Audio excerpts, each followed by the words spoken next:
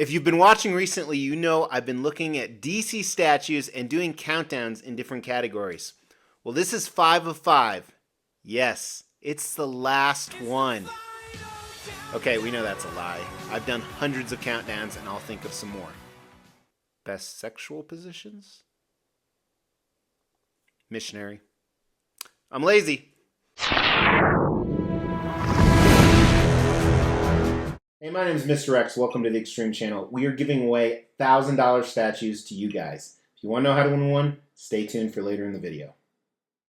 Hey, welcome to the Extreme Channel. My name is Mr. X. We're all about extreme collectibles. I've had over 800 high-end statues on this table. Yes, over 800. And recently, I said, you know what are the best Dark Knight metal statues?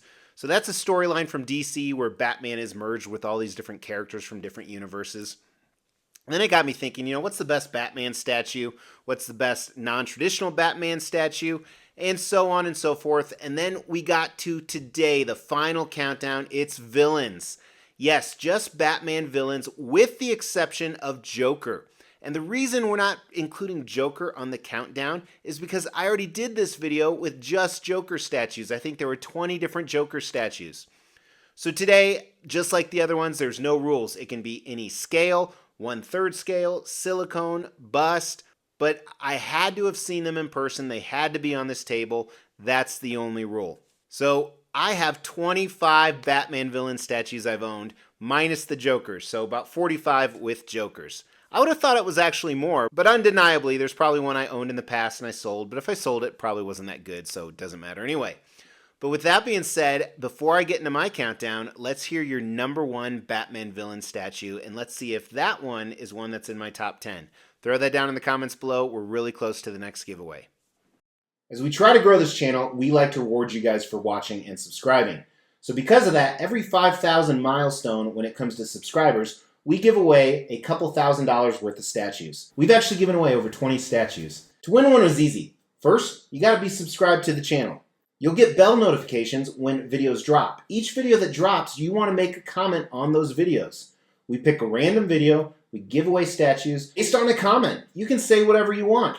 The more videos you comment on, the higher your chances are to win. Now, before we get to number 25, as a disclaimer, I have one on order. Yes, just one. It is actually this Catwoman from Darkseid. It represents Michelle Pfeiffer. So that's another rule you're going to see. Some of them are DCU, DC Universe movie cinematic stuff. Some are comic-based, and some are just have their own creation. But she's not in the countdown because I don't have her yet. But I think there's at least 2, if not 3 other Catwomen in here. And I also have this bust on order as well. Also Michelle Pfeiffer, also Catwoman. Although the time I'm filming this, hopefully I've received it by the time you're watching because I'm a little questionable.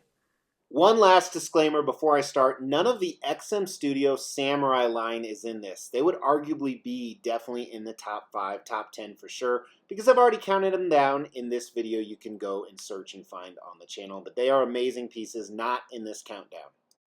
But let's start at number 25. 25 was easily number 25. I actually have it in my rankings as a 2 out of 5 because it was this Poison Ivy statue from Sideshow Collectibles. This was horrible. Now they've came out with some amazing Poison Ivy in the quarter scale, which is what this is since then. I don't own any of them because I got out of quarter scale DC villains, but I hated that statue for so many reasons. Go back and watch the video. Number 24 was a good statue, though. It was leagues better than 25, but it's still one of the worst ones on here, comparatively. So that is a Michelle Pfeiffer by Sideshow Collectibles. Now, this was a much older statue. It really, really holds up, but not necessarily to today's standards. I think that if all the statues were as old as this one, it would have ranked much higher because they did a good job for the time.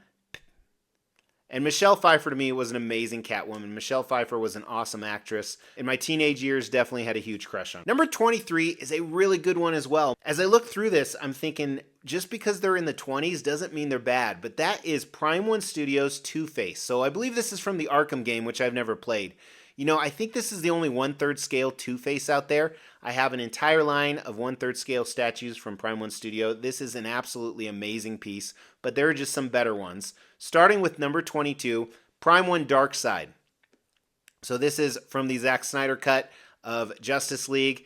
Briefly appeared. If he didn't have all the switch outs, I think Two-Face would actually be better. I could definitely see me letting go of this one sometime in the future because it's too big. That's what she said. And sometimes you just got to practice some hashtag restraint, am I right? In the editing process, I realized I own 2 other Darkseid statues as well. And to me, while Darkseid is more a Superman villain, we know he's a Batman villain, so maybe that's why they were overlooked. But they would be somewhere on the countdown as well. Number 21 is Iron Studios' Harley. So what's interesting about this, there's another Harley on the list that I used to own, but I kept this one. I kept this one because it actually scaled better, and I still think it's a great statue. Conceptually, I absolutely love it. There are some really cool portraits on it, but she comes in at number 21. Number 20 was this custom Killer Croc statue, which actually, depending on the timing of this video, may have already launched for sale. I'm getting rid of the quarter scale DC villains, and so this will be one of them.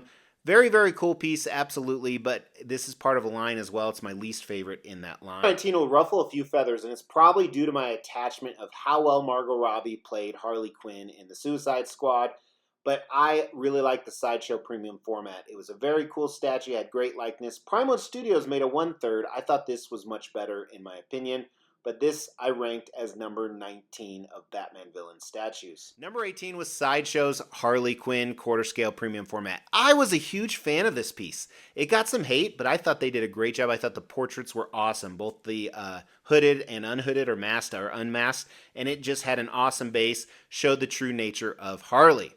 It wasn't as good as Tweeterhead's Michelle Pfeiffer Catwoman, though.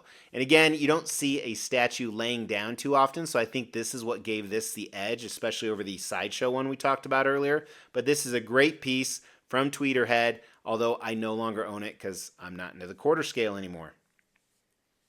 16 was Sideshow's OG Bane. Now, I have seen their newer Bane, and it's not very new anymore, and I thought this one was still a little bit better, although that one was great as well. Very cool piece, very underrated, smashing the bat signal. And there is a Bane higher up on this list, but it doesn't take away from the fact this was an awesome piece. Number 15 is their Scarecrow from Sideshow. Premium format, quarter scale. Great switch outs, very evil, very conniving. And again, I'm putting it up for sale. I don't know the timing of that. I sell stuff at the end of the month, so make sure you've liked this video and hit the subscribe button if you're interested. But they did a great job with this. Sideshow's really been stepping up, especially with their DC pieces. As I said, they have some great Poison Ivies. They have a great Penguin. They haven't been on this table, so they're not on the list, but other versions of those characters still are higher up.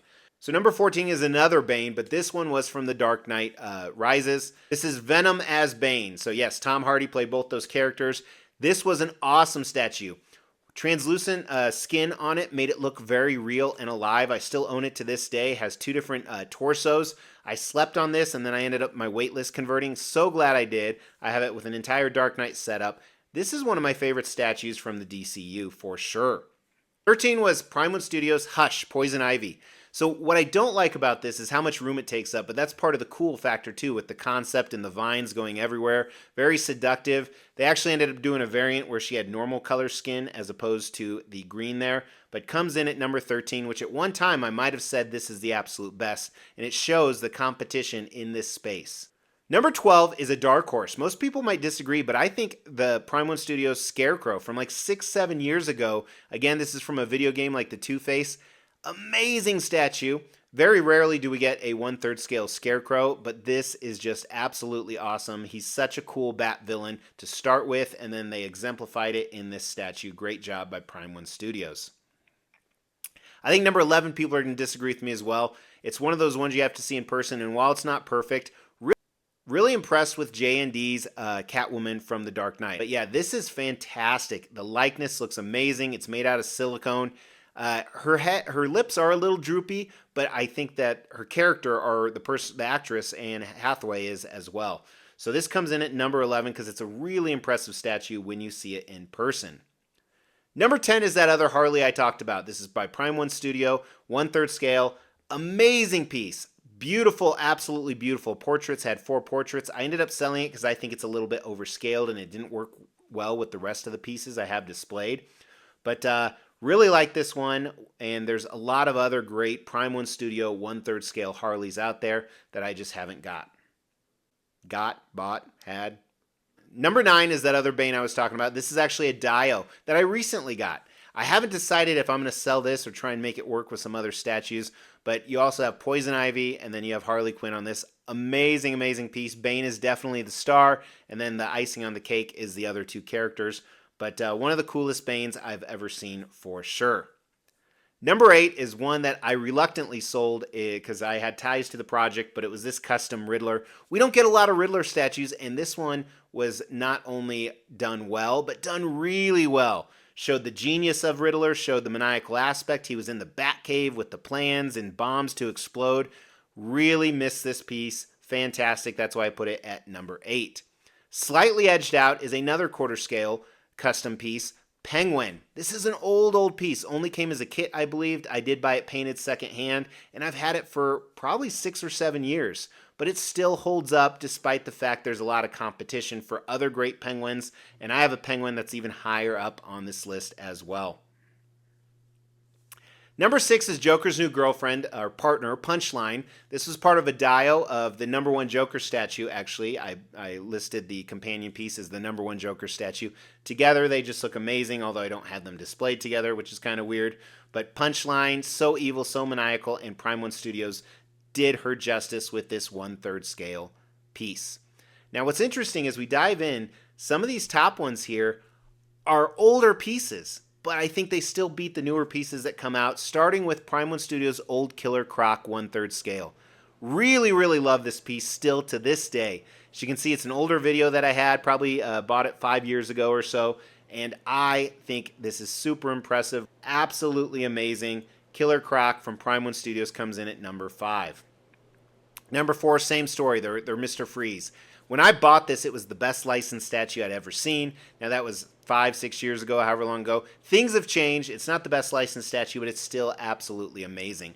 Little too big, especially for Mr. Freeze as a character, but that's really the only downfall of this amazing statue from Prime 1 Studio.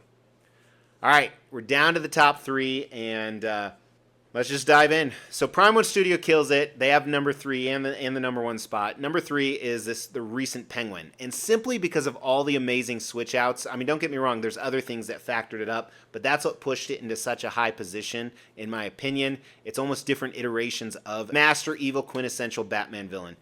Penguin from Prime 1 Studio 1/3 scale comes in at number 3. Number 2 is this custom Clayface statue. So this is quarter scale, but it actually plays with the 1/3 scale, the bigger boys, because it's so giant. Now, I did have some issues with mine, unfortunately, but it doesn't take away from how amazing this is, and just shows Clayface, who I always remember from the animated series, as kind of okay. This makes him more than okay. I'd love to see him in a live-action movie. Now, I kind of cheated with number 1. He's more of a Superman villain, but Batman does fight him in a few different comic stories and even on some DCU stuff. But my God, after all these years, Prime 1 Doomsday is still the number 1 statue in my opinion. The number 1 DC/Batman villain statue. So amazing. I have the deluxe with both switch outs. So giant. It is just an awesome statue even to this day. I can't ever see myself giving it up, but it gets number 1 on my countdown. So what do you guys think? Did I hit it? Did I miss it? Throw it down in the comments below if you haven't yet, what I missed. But in the meantime, at least drop me a like. And if you haven't subscribed, make sure to subscribe, because 60% of you haven't. And if half of those people did, not only would we be giving away the next giveaway, we'd probably be at the next one and maybe even the next one after that. And if it happened that fast, we do them all and give away about 10 statues. Hey, thank you so much for tuning in. I really appreciate you guys. I love doing countdowns, and more to come. Not in this series, though, because this is, remember, the final countdown. Take care. Talk to you soon.